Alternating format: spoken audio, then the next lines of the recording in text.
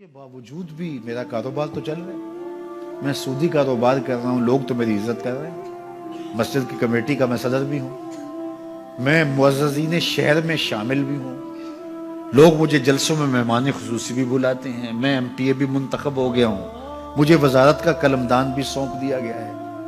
وہ میاں اللہ کی نظر میں ان چیزوں کی اہمیت ہی نہیں ہے، یہ چیزیں ہوتی کیا ہیں؟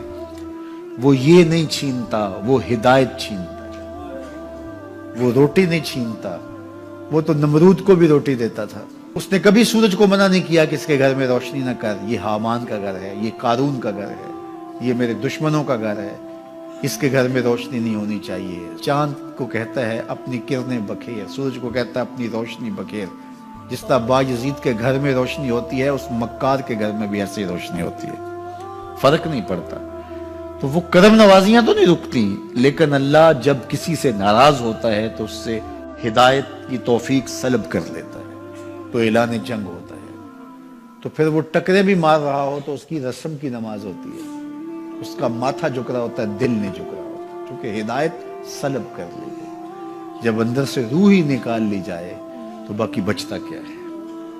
یہ بات ذہن میں رکھیے گا کہ اللہ تعالیٰ جل شانہ نے ہمیں جن کاموں سے روکا ہے، جن کاموں سے منع کیا ہے، ان کاموں کے کرنے میں ہمیں کبھی بھی بھلائی اور خیر نہیں مل سکتی۔ یہ ہم جب اچھی طرح سے ذہن نشین کر لیں، اگر اللہ پر ہمارا یقین اور یقیناً اس پر ہمارا ایمان ہے، تو پھر وہ امر جو اللہ کی طرف سے جن سے روک دیا گیا، تو ہم کبھی بھی ان کے قریب تک نہ جائیں، اور جن کاموں کے کرنے کا اسے حکم دیا گیا اس کی حکمتیں نہ بھی ہمیں معلوم ہو۔ آج جدید سائنس تحقیقات کرتی ہے تو ہمارے سامنے آتا ہے کہ وضو کے کیا فوائد ہیں۔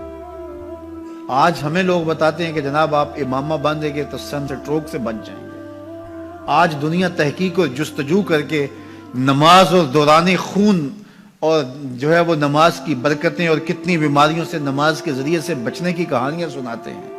اچھی بات ہے، نماز سے صحت پہ اثر پڑتا ہے، یہ اچھی بات ہے کہ وضو سے بہت ساری بیماریوں سے نجات ملتی ہے، یہ اچھی بات ہے کہ سر پہ امامہ باندھ لے تو سن سٹروک سے بچ جاتے ہیں، یہ اچھی بات ہے کہ آپ روزہ رکھتے ہیں تو کینسر جیسے امراض سے آپ کا بچاؤ ہوتا ہے، یہ اچھی بات ہے کہ فلاں عمل کرتے ہیں تو فلاں ہوتا ہے۔ لیکن صاحب، ہم سن سٹروک سے بچنے کے لیے امامہ نہیں باندھتے، ہم محمد عربی کی ادا کے لیے باندھتے ہیں۔ دوران خون کے لیے نماز نہیں پڑھتے، ہم رب کے حضور سجدہ ریزی کے لیے اس کے حضور اپنی نیاز مندیوں کا سر جھکاتے ہیں۔ تو حکمتیں بھی ہیں، وہ برکتیں ذیل میں آتی ہیں۔ تو یہ بات ذہن میں رکھیے گا۔ غزنوی کا وزیر اس سے حسد کرتے ہوتے تھے کہ اس میں کیا خصوصیت ہے کہ بادشاہ اسی کو اہمیت دیتا ہے۔ ایک دن بادشاہ نے کوئی تربوز کاٹا، کوئی خربوزہ کاٹا یا کوئی اور ایسی چیز تھی، تو جس کو بھی دیا تو وہ کڑوا تھا، تو اس نے چوہی چکھا تو پھینک دیا، اور پھر بلایا یاس کو اور اس کو کاٹ کے اس کی پھانک دی، تو ایسے لطف سے کھانے لگا کہ جیسے اس سے لذیذ کبھی پھل زندگی میں دیکھا نہ ہو۔ تو سارے اندر ہنس رہے تھے، ایک دوسرے کو آنکھوں سے اشارہ کر رہے تھے، یہ دیکھو بے وقوف۔ تو بادشاہ رک گیا اور کہا کہ ایاز، یہ جو فروٹ تم نے کھایا ہے یہ میٹھا تھا یا کڑوا؟ کہا بادشاہ سلامت کڑوا۔ تو کہا پھر اتنے ذوق سے کیوں کھایا؟ کہا کہ اس ہاتھ سے میں نے میٹھی نعمتیں کھائی ہیں، آج کڑوی ملی ہے تو تھوک دوں؟ کہا ایسا نہیں ہو سکتا۔ تو میاں کڑوا ہو تو وہ بھی قبول کیا جائے، نفس پہ شاک ہو۔ کڑوی وہ چیز ہوتی ہے جو نفس پہ شاک ہوتی ہے، نفس کرنا نہیں چاہتا، لیکن اس کے باوجود تمہارا دل کہے نہیں، یہ مالک کی طرف سے ہے۔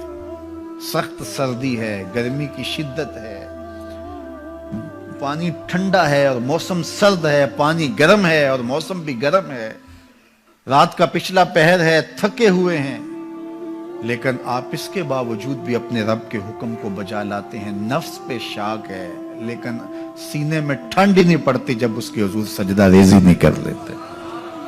تو اس کے حکموں کو بجا لانا اور اپنے نفس کو پیچھے کر دینا اور اپنی خواہشات کے گلے پہ چھری پھیر دینا اور مالک کی رضا میں اپنے آپ کو گم کر دینا، یہی زندگی ہے اور یہی بندگی ہے۔ تو اس لیے مجھے اور آپ کو اس بات پہ غور اور تدبر کرنا چاہیے کہ ہم اس مختصر زندگی کو اللہ کے احکام کی مطابقت میں گزارنے کا عزم کریں، وہ بات چھوٹی سے چھوٹی ہو یا وہ بات بڑی سے بڑی ہو، وہ احکام ہماری زندگی کے اندر نافذ العمل ہو۔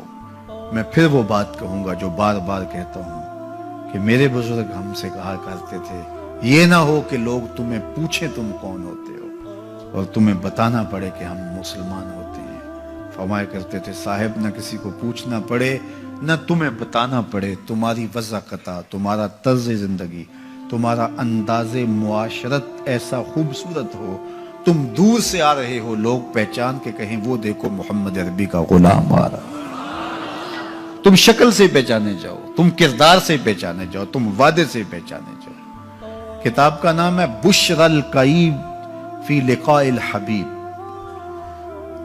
حضور علیہ السلام کی ملاقات کے حوالے سے یہ کتاب امام سیوطی علیہ رحمہ کی مصنفہ ہے۔ اس میں ایک واقعہ انہوں نے لکھا کہ ایک شخص قبر میں اترا اور نکیرین آئے اور انہوں نے سوال و جواب کا سلسلہ کیا، من ربوں کا، ما دینوں کا۔ اچھا، اس کی داڑھی میں چند بال سفید تھے جن کو وہ مہندی لگایا کرتا تھا۔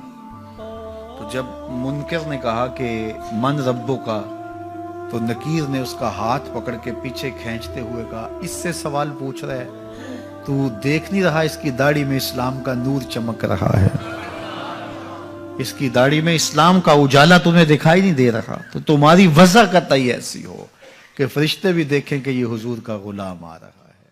اللہ کے ذکر سے رخ پھیر لے، اللہ کی یاد سے رخ پھیر لے، اللہ کے دین سے اعراض کرے، تو پھر خدا شناسی، قناعت، توکل اور اعمال خیر تو اس سے چھن ہی جائیں گے، اس کو خود فراموشی کے عذاب میں مبتلا کیا جاتا ہے۔ اور قرآن مجید نے ایک دوسرے مقام پہ ارشاد فرمایا وَلَا تَكُونُوا كَالَّذِينَ نَسُوا اللَّهَ فَأَنسَاهُمْ أَنفُسَهُمْ، ان لوگوں کی طرح نہ ہو جانا جنہوں نے رب کو بھلا دیا، وہ بھول گئے، اپنے رب کو بھول گئے، غفلت ایسی طاری ہوئی، سویر سے لے کر شام تک اور شام سے سویر تک دنیا اور دنیا ہی مقصد حیات بن گیا۔ دنیا میں آئے کس لیے تھے، مقصد کیا تھا، بھول گئے۔ میلہ دیکھنے کے لیے آئے تھے، گھر کا راستہ بھول گئے۔ اللہ اکبر۔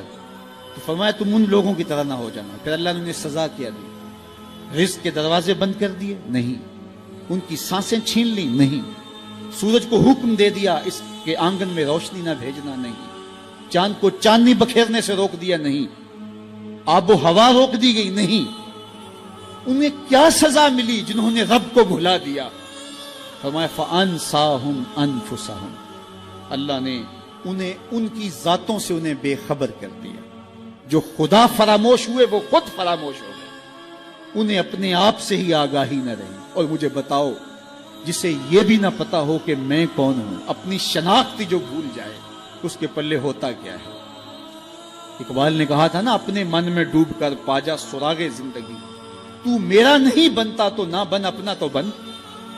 مجھے بتائیے 6 فٹ کا جوان ہو، قدے رانا رکھتا ہو، اس کی آنکھیں عقابی ہوں، ماتھا کشادہ ہو، رنگ چمک رہا ہو، ہونٹ گلابی ہوں، لیکن اس کی قمیص کے پیچھے گھر کا ایڈریس لکھا ہو کہ کسی کو ملے تو اس ایڈریس پہ پہنچا دے، تو آپ اس کا چہرہ دیکھ کے کہتے ہیں واہ کیا جوان رانا ہے، کیا اس کے ہونٹ گلابی ہیں، کیا نرگسی آنکھیں ہیں، کیا خوبصورت چہرہ ہے، کیا شمشاد قد ہے۔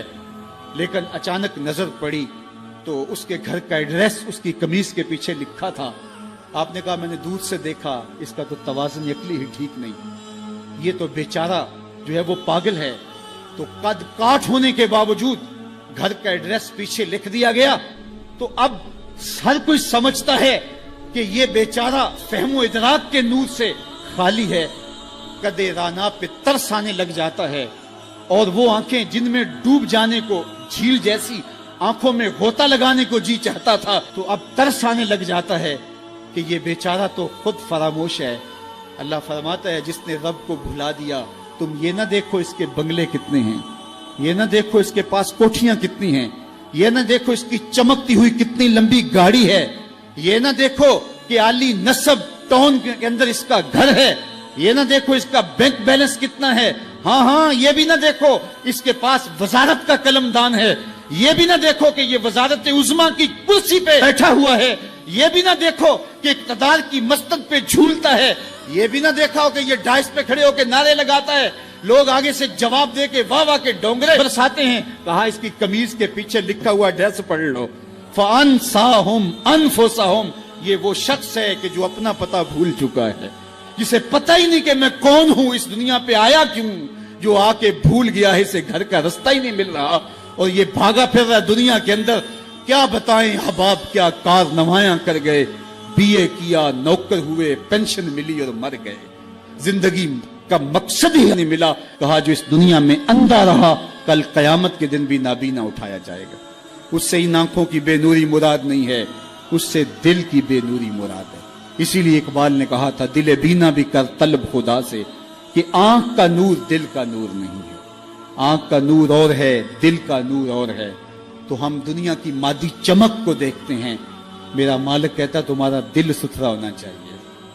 تمہارا منہ کالا ہو تو کوئی بات نہیں ہے, دل کالے نالوں منہ کالا چنگا, جے کو یہ رمز پچھانے ہو. اصل تو دل کی پاکیزگی ہے, اور دل رب کے ساتھ وابستہ ہو, اس کے رسول کے ساتھ وابستہ ہو. تو جس نے اللہ کے دین سے رخ پھیرا, اعراض کیا, تو پھر اس کا نتیجہ کیا ہو کہ اس کی زندگی تلخ ہو جائے گی.